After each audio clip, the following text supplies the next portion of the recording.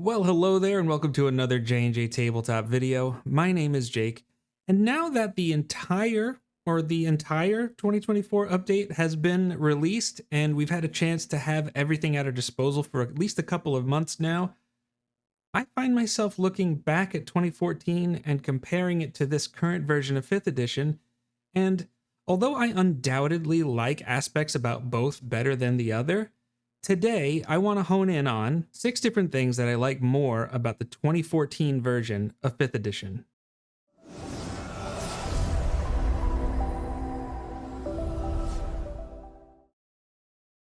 I think it's only fair to start at the beginning with character creation. I find myself missing personality, ideals, bonds, and flaws. To me, they just added so much more depth in terms of who your character is and the way that they should be portrayed by you at the table. And I know it's easy to just say, hey, it's better to not have all of these like harsh boxes to put the characters in, but so many people ignored things they didn't like anyways, and I would rather give resources that a player or some players might ignore rather than just give them less.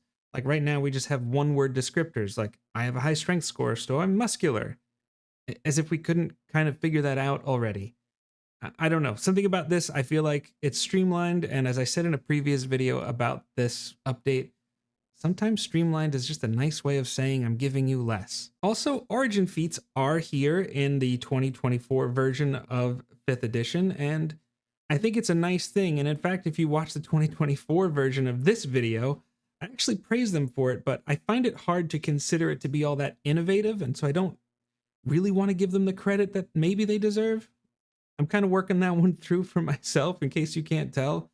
Either way, I do like that, but overall, that was a house rule that people were doing anyways, and I just kind of think, okay, that's nice. And then last but not least, when it comes to character creation, tying the ability score increases to backgrounds, although I can certainly appreciate the certain logic that's there, I think Tasha's Cauldron of Everything got it right when you could just mix and match and put those things wherever you wanted to anyways. And to me, tying it to a background and only giving you 3 choices instead of any, it's just weird. It's a step backwards. I do think that 2014 got character creation much better, especially after they refined that process a little bit. I'm sorry, update. In terms of my own opinion and thoughts on it, I think you missed the mark. If you're a fan of the channel, this next one shouldn't surprise you because we've made a video about it before, but I really like the 2014 version of Surprise so much better than what they did with the update. Now, Surprise, all it does is if you're participating in a combat and you're unaware that combat is starting, you have disadvantage on your initiative roll. Surprise is supposed to be a much more significant concept in a fight. If you don't know something's coming to get you, like you that should be devastating. This is the kind of thing where it really feels like they're trading player agency for simplicity, right? Surprise is that reward or punishment for either good planning or poor planning. It's the way an inferior force can take over and defeat a superior force. Like this is supposed to be powerful, and I feel like they just nerfed it and massacred it. It's kind of just awful. And if you're considering the way certain classes or subclass features work, like the champion fighter, for example, they always have advantage on initiative rolls. It's like, well, so if you're surprised, you're just normal. Like I just big old boo. If you're interested in how the 2014 version of Surprise works and you're unfamiliar with that, we've got a video on that I'll either put on the end screen or put it in the pinned comments. But yeah, 2014 got Surprise much better than the update did. Now, the next one actually probably will surprise you, and that's because I'm going to talk to you about advantage. Now, the mechanic itself did not change going from 2014 to 2024. It's still you roll twice, and if you have advantage, you take the higher, and if you have disadvantage, you take the lower, right? Everybody knows that. Josh and I have a bit of a love-hate relationship with advantage. We both kind of feel like it's a little lazy, but because it's so simple and it does have a very legitimate use in these games. We totally understand why it's popular and how it's actually a big reason why 5th edition is as successful as it is. However, my issue is how often that the update goes to the advantage well. It's like they want to give it away like it's going out of style. Now, the mechanical theory behind what advantage and disadvantage is supposed to represent is if a check should or shouldn't be more or less reliable, right? It's not going to raise the ceiling on the possible outcomes, right? If you have a +5 to your check, you still have a +5. You're just more reliable at doing it if you have advantage, right? You roll twice and you keep the better result. In that way, honestly, the simplicity behind it is beautiful. It's just, it seems to be the only way they want to reward things. And a great example about this is our character Aradel in our Eve of Ruin campaign. Now, Aradel is a champion fighter, and he's played by Lee from This Crits. If you haven't gone to youtube.com/@thiscrits, I highly encourage you to do that. Lee's a fantastic content creator and does not get the love that he deserves. Be that as it may, as a champion fighter, Aradel starts every turn with heroic inspiration, and he has weapon mastery with a Vex weapon. He just generates his own advantage just because he's a champion fighter. And it's like you can, if you hear some of the way he talks during his turn, you can kind of get the sense, and Lee's never expressed this to me directly, I just get the sense that, okay, I'm gonna attack again, and it's just like he's constantly hitting, which is fantastic on the player side of things, right? Like I'm a player in that game, and I'm obviously when my fighter hits the enemy, I'm celebrating it, but there's just something about it that it's like if he misses, it's so strange that hitting almost isn't special anymore. Does that make sense? Like do you understand what I'm trying to say? Like we used to use, or we still use, we're figuring this out, is like the optional flanking rule would give advantage. Now that makes sense, right? If an opponent's fighting two people on either sides, those people making attacks, they're going to have a more reliable time hampering or damaging their opponent. But the way this is structured now, Aradel doesn't really have incentive to kind of consider that. And I know that that's technically not an optional rule in 2024, but it's just an example that I'm using to illustrate the point that it's just removing the significance, it's removing the thought, it's removing the strategy, and that's such a driving force behind so many people and the way they're motivated to play the game. Like I enjoy a tactical challenge. We've got a series of what went wrong, right? We like to look at, let's examine how certain combats went poorly, right, on some shows and things like that. But there's just something about removing the significance of your choice there that it's just like the game feels less special to me. So when I look at how advantage is implemented in the update, it's really about the frequency. It just makes it like just almost commonplace. I got to go with 2014 on this one. The next one would be the certain action economy changes when it comes to some specific healing choices. And I'm specifically looking at two, and that's moving potion consumption to a bonus action from an action, and specifically the paladin's lay on hands from an action to a bonus action. Now, I know you're probably thinking, oh, geez, Jake is just cranky or he's just some madman. And I know a lot of people house ruled potions as bonus actions anyways, but if you're willing to entertain the ramblings of a crazy man, just follow me for a moment and then just let me know if you at least understand why I feel the way I feel. The example I want to think of is, let's say you're a ranger, right? Maybe you're a warrior ranger more on the front line. I know most people think rangers have to be archers. It's not true. But let's say you're up on the front line and you have a fighter that's your friend, and the fighter was downed by this big ogre, right? And it's your turn. In the update, you can just go, cool, I'll use my bonus action to give my fighter a healing potion, and then I'll attack the ogre. It's a very simple, very clean. It does feel like a hero moment. But to me, I think that's removing good stress from the game.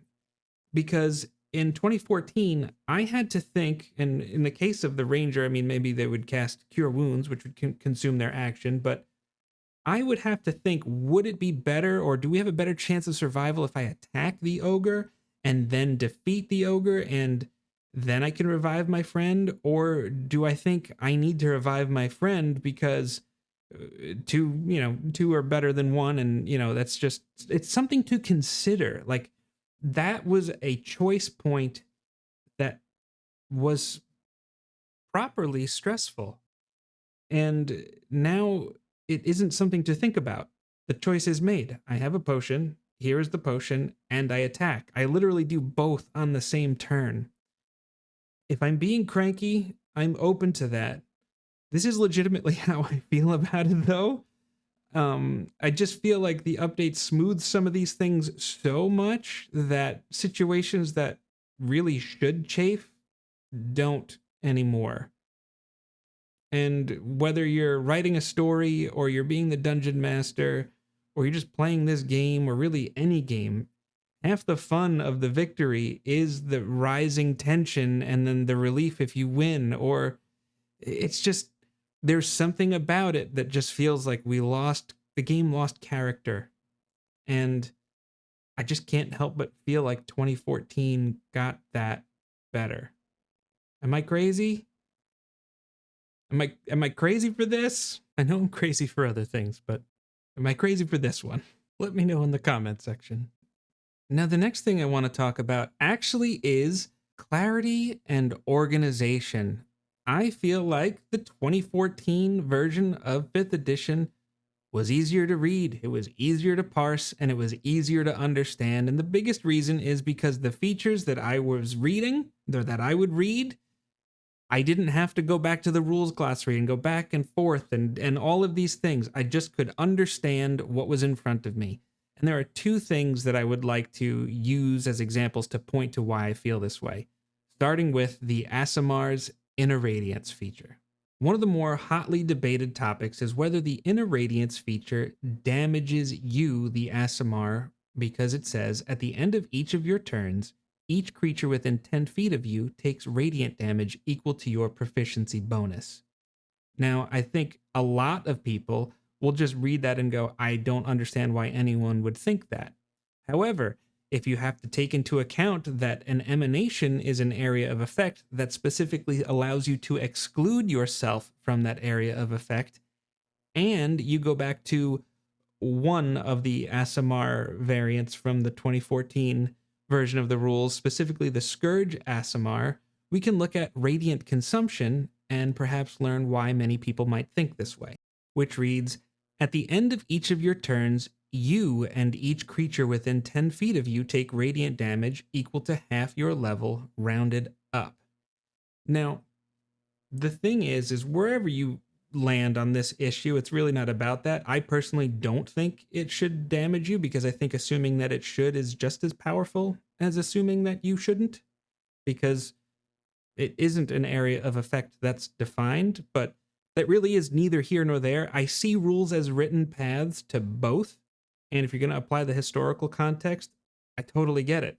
For me, I look at it and say, well, that specifically says it, so you do in 2014, but this specifically doesn't say, so 2024 tends to smooth those things out. I see both interpretations as valid. The thing is radiant consumption added 2 words. And you know what nobody wondered about in 2014 was whether or not radiant consumption damaged you. It's like, what were they getting paid by they paying their publisher by the word? Like, like, what was the point behind not adding that? You could say including yourself or excluding yourself, and nobody has to wonder. Or call it an emanation. There's so many choices. Just stupid. Now, the next thing I want to point to is there are certain monsters or certain effects that when they damage you will temporarily reduce your hit point maximum. And a good example for that would be the Spectre. Let's take a quick look at their stat block. As you can see here, the 2024 version of the Spectre has the Life Drain attack, and if the target is a creature, its hit point maximum decreases by an amount equal to the damage taken. I mean, on the surface, that's very simple, very easy to understand. There's nothing really all that confusing about that. But let's compare it to the 2014 version in the stat block. Here, the life drain attack specifically says this reduction lasts until the creature finishes a long rest. Now, the interesting thing is that a lot of people watching this and hearing me talk are going to go, well, you should know that because you should just go to the rules glossary and read under long rest that it says if there's any temporary reductions that it's alleviated. That's all great and fine. I really just shouldn't have to work that hard, especially if I'm a new dungeon master looking at this and I'm like, okay, I might just kind of not saying that people are going to like gloss over the rules, but people know about a long rest. You're going to get your hit points back, abilities, spell slots, these kinds of things. They're going to memorize the main points because they use them all the time. Tiny minutia like this, like temporary hit point reductions don't happen all the time. I should just have that in the stat block. I shouldn't have to look at long rest in the rules glossary. There's just like the only reason why I would put those two dots together is if I'm familiar with the 2014 rules rather than the way things are structured here. Like I wouldn't think to look at long rest. There's just something about that just pisses me off. It's like you should know better.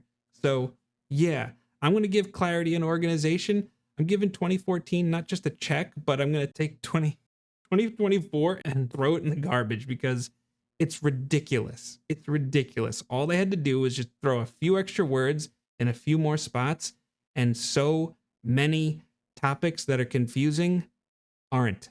Okay. The last one that I want to talk about is monster lore and resources. There's some examples and things, but one of the things that just bothers me is that lair actions are gone.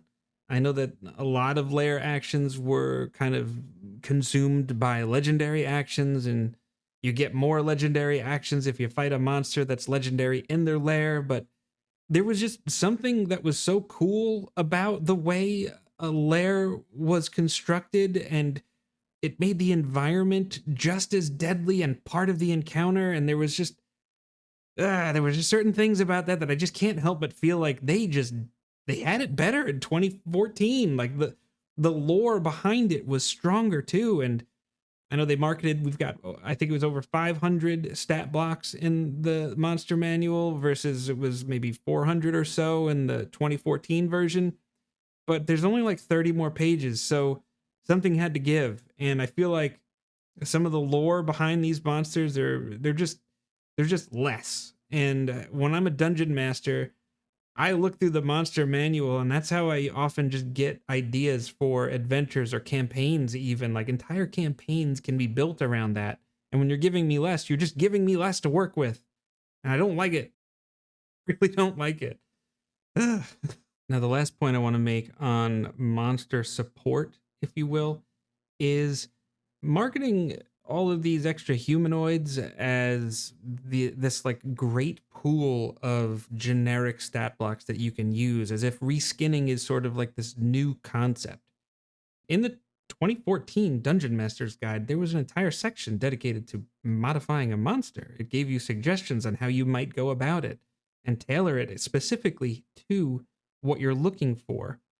Now, I kind of genuinely believe that the only reason so many people are looking at this as like massively good for the game is because they're telling you to. I think this particular issue is certainly mixed with other issues that really aren't important for right now.